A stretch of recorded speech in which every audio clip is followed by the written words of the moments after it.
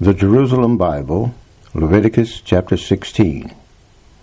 After the death of the two sons of Aaron, who died through offering fire before Yahweh, Yahweh spoke to Moses. He said, "Tell Aaron your brother that he must not enter the sanctuary beyond the veil in front of the throne of mercy that is over the ark whenever he chooses. He may die, for I appear in a cloud on the throne of mercy. This is how he is to enter the sanctuary, with a young bull for a sacrifice for sin, and a ram for a holocaust. He is to put on a tunic of consecrated linen, wear linen on his body, a linen girdle round his waist, and a linen turban on his head. These are the sacred vestments he must put on after washing himself with water. He is to receive 2 goats for a sacrifice for sin, and a ram for a holocaust from the community of the sons of Israel. After offering the bull as a sacrifice for his own sin, and performing the rite of atonement for himself and his family, Aaron must take the 2 goats and set them before Yahweh at the entrance of the tent of meeting.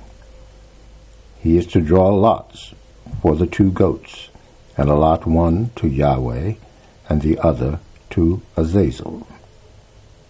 Aaron is to offer up the goat whose lot was marked for Yahweh, and offer it as a sacrifice for sin.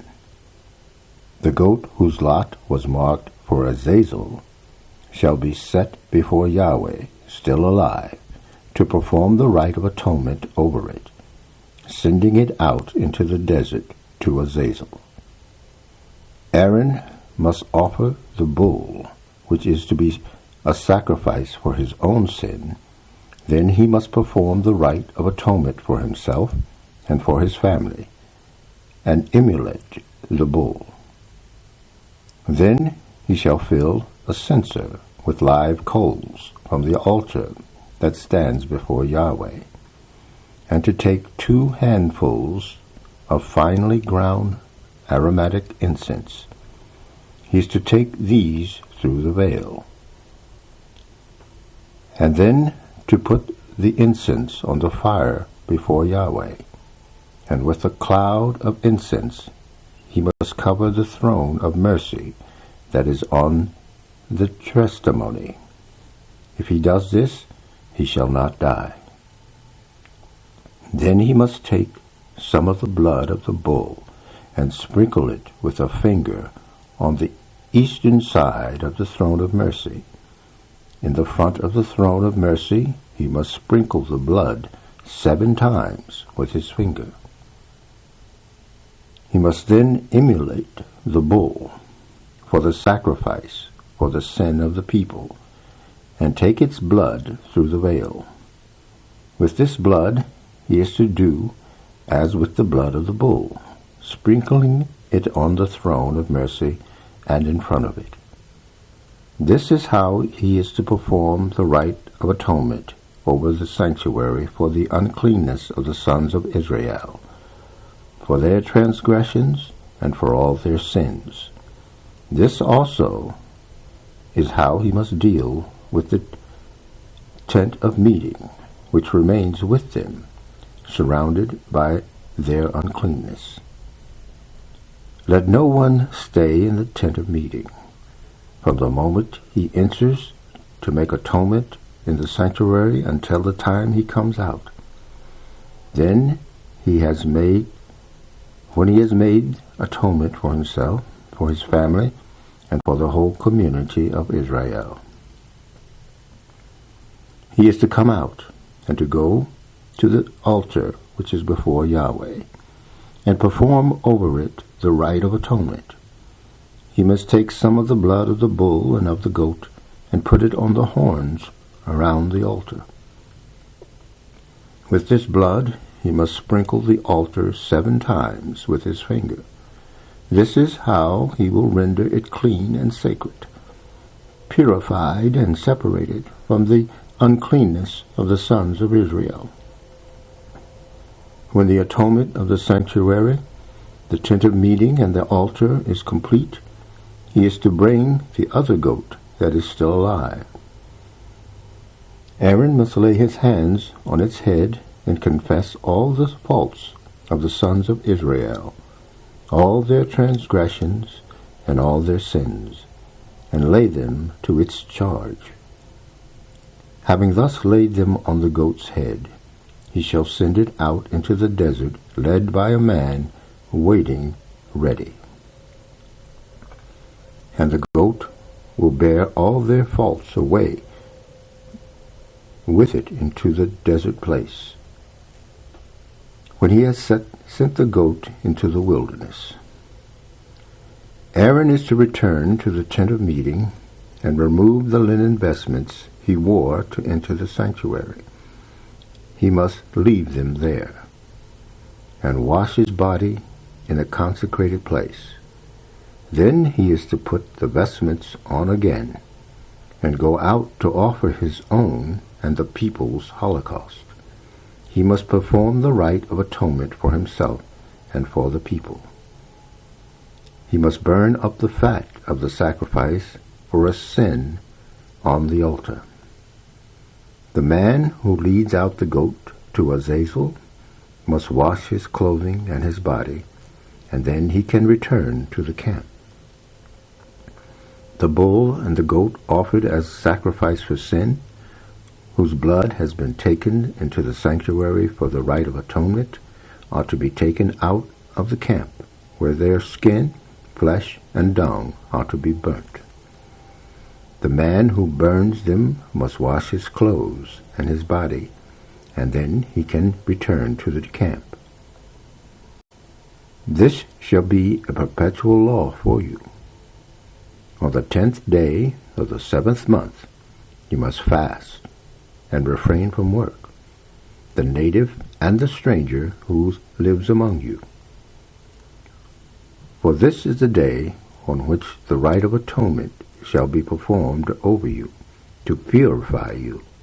Before Yahweh you will be clean of all your sins. It shall be a Sabbath rest for you, and you are to fast. This is a perpetual law. The rite of atonement must be performed by the priest who has been anointed and installed to officiate in place of his father. He is to put on the linen, the sacred vestments, and to perform the atonement of the sacred sanctuary, the tent of meeting, and the altar. He must perform the rite of atonement over the priest and all the people of the community. This shall be a perpetual law for you. Once a year the rite of atonement must be made over the sons of Israel for all their sins. And it was done as Yahweh commanded Moses. Leviticus chapter 17. Yahweh spoke to Moses. He said, "Speak to Aaron and his sons and all the sons of Israel, and say to them, This is the word of Yahweh. His command, any man of the house of Israel who immolates an ox, lamb, or goat, whether inside the camp or outside it, must first bring it to the entrance of the tent of meeting, to make an offering of it to Yahweh before his tabernacle. And anyone who fails to do this must answer for the blood that is spilt. He shall be outlawed from his people." Thus, the sacrifice that the sons of Israel wish to make in the open country will be brought to the priest or Yahweh at the entrance of the tent of meeting, and with them they will make communion sacrifice for Yahweh. The priest shall sprinkle the blood on the altar of Yahweh that stands at the entrance to the tent of meeting, and he shall burn the fat, and its fragrance will appease Yahweh. You must no longer offer other sacrifices to the satyrs, in whose service they once polluted themselves. This is a perpetual law for them and for their descendants. You will also say to them, any man of the house of Israel or stranger living among you who offers a holocaust or sacrifice without bringing it to the entrance of the tent of meeting to offer it to Yahweh shall be outlawed from his people. If any man of the house of Israel or stranger living among you eats blood of any kind, I will set my face against that man who has eaten the blood, and will outlaw him from his people. The life of the flesh is in the blood. The blood I myself have given you to perform the rite of atonement for your lives at the altar. For it is blood that atones for a life. That is why I have said to the sons of Israel, none of you, nor any stranger living among you, shall eat blood.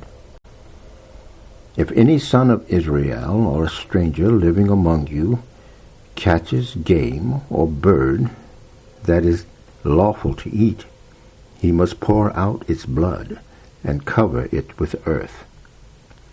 For the life of all flesh is its blood. And I have said to the sons of Israel, you must not eat the blood of any flesh, for the life of all flesh is in its blood, and anyone who eats it shall be outlawed from his people. Anyone, native or stranger, who eats an animal that has died a natural death or been savaged by beasts must wash his clothing and wash himself. He shall be unclean until evening. Then he will be clean. But if he does not wash his clothes and wash his body, he must bear the consequences of his fault. Leviticus chapter 18. Yahweh spoke to Moses. He said, speak to the sons of Israel, and say to them, I am Yahweh your God. You must not behave as they do in Egypt, where once you lived. You must not behave as they do in Canaan, where I am taking you. You must not follow their laws. You must follow my customs and keep my laws. By them you must lead your life. I am Yahweh your God. You must keep my laws and my customs. Whoever complies with them will find life in them. I am Yahweh. None of you may approach a woman who is closely related to him to uncover her nakedness. I am Yahweh. You must not uncover the nakedness of your father or mother. She is your mother. You must not uncover her nakedness. You must not uncover the nakedness of your father's wife. It is your father's nakedness. You must not uncover the nakedness of your sister, whether she is your father's or your mother's daughter, whether she is born in the same house or elsewhere. You must not uncover her nakedness. You must not uncover the nakedness of the daughter of your sons or daughter, for their nakedness is your own. You must not uncover the nakedness of the daughter of your father's wife, born of your father. She is your sister. You must not uncover her nakedness. You must not uncover the nakedness of your father's sister, for she is your father's flesh. You must not uncover the nakedness of your mother's sister, for she is your mother's flesh. You must not uncover the nakedness of your father's brother. You must therefore not approach his wife, for she is your aunt. You must not uncover the nakedness of your daughter-in-law. She is your son's wife. You must not uncover her nakedness. You must not uncover the nakedness of your brother's wife, for it is your brother's nakedness. You must not uncover the nakedness of a woman and of her daughter, too.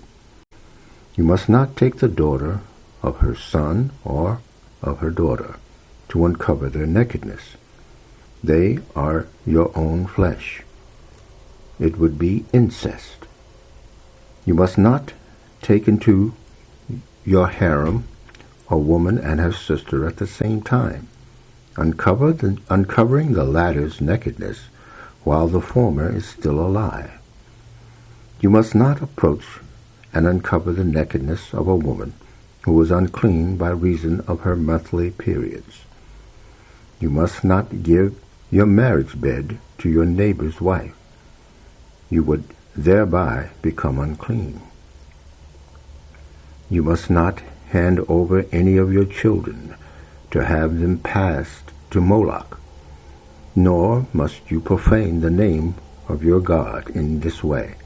I am Yahweh. You must not lie with a man as with a woman. This is a hateful thing. You must not lie with any animal. You would thereby become unclean. A woman must not offer herself to an animal to have intercourse with it. This would be a foul thing. Do not make yourselves unclean by any of these practices, for it was by such things that the nations that I have expelled will make way for you, made themselves unclean. The land became unclean. I exacted the penalty for its fault, and the land had to vomit out its inhabitants. But you must keep my laws and customs. You must not do any of the hateful things, neither native nor stranger living among you. For all these hateful things were done by the people who inhabited this land before you, and the land became unclean.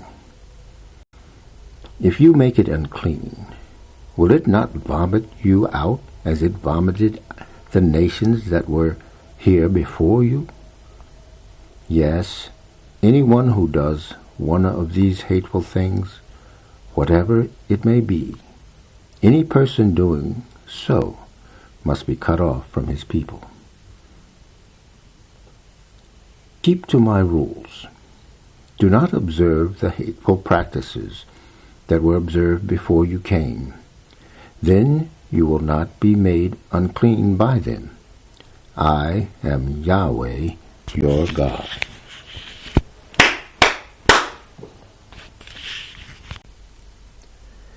The Jerusalem Bible, Amos chapter 9, verse 7 through 15.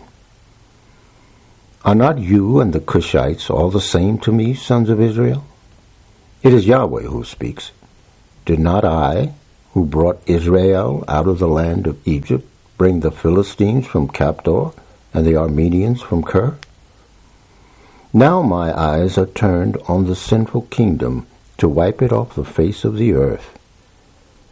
Yet I am not going to destroy the house of Jacob completely. It is Yahweh who speaks. For now I will issue orders, and shake the house of Israel among all the nations, as you shake a sieve, so that not one pebble can fall to the ground. All the sinners of my people are going to perish by the sword. All those who say, no misfortune will ever touch us, nor even come anywhere near us. That day I will re-erect the tottering hut of David, make good the gaps in it, restore its ruins, and rebuild it as it was in the days of old, so that they can conquer the remnant of Eden and all the nations that belonged to me, It is Yahweh who speaks, and he will carry this out. The days are coming now.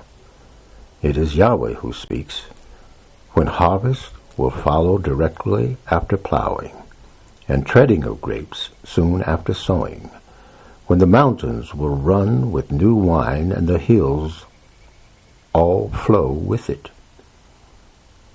I mean to restore the fortunes of my people Israel. They will rebuild the ruined cities, and live in them, plant vineyards, and drink their wine, dig gardens, and eat their produce. I will plant them in their own country, never to be rooted up again out of the land I have given them, says Yahweh your God.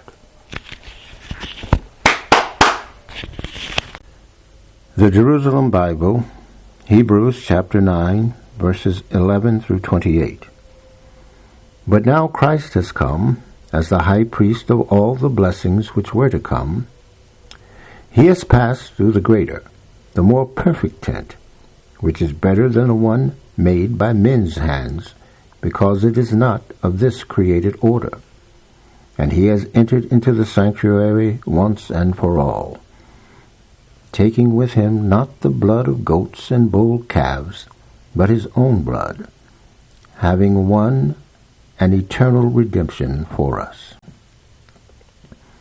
The blood of goats and bulls and the ashes of a heifer are sprinkled on those who have incurred defilement, and they restore the holiness of their outward lives. How much more effectively the blood of Christ, who offered himself as the perfect sacrifice to God through the eternal Spirit, can purify our inner self from dead actions, so that we do our service to the living God. He brings a new covenant as the mediator, only so that the people who were called to an eternal inheritance may actually receive what was promised. His death took place to cancel the sins that infringed the earlier covenant. Now, wherever a will is in question, the death of the testator must be established. Indeed, it only becomes valid with that death, since it is not meant to have any effect while the testator is still alive. That explains why even the earlier covenant needed in something to be killed in order to take effect, and why, after Moses had announced all the commandments of the law to the people, he took the calf's blood and goat's blood and some water, and with these he sprinkled the book itself and all the people, using scarlet wool and hyssop, saying as he did so, "This is the blood of the covenant that God has laid down for you." After that, he sprinkled the tent and all the liturgical vessels with blood in the same way. In fact, according to the law, almost everything has to be purified with blood. And if there is no shedding of blood, there is no remission. Obviously, only the copies of heavenly things can be purified in this way, and the heavenly things themselves have to be purified by a higher sort of sacrifice than this. It is not as though Christ had entered a man-made sanctuary, which was only modeled on the real one, but it was heaven itself, so that he could appear in the actual presence of God on our behalf. And he does not have to offer himself again and again, like the high priest going into the sanctuary year after year with the blood that is not his own. Or else he would have had to sacrifice to suffer over and over again since the world began. Instead of that, he has made his appearance once and for all, now at the end of the last age, to do away with sin by sacrificing himself. Since men only die once, and after that comes judgment, so Christ too offers himself only once to take the faults of many on himself. And when he appears a second time, it will not be to deal with sin, but to reward with salvation those who are waiting for him.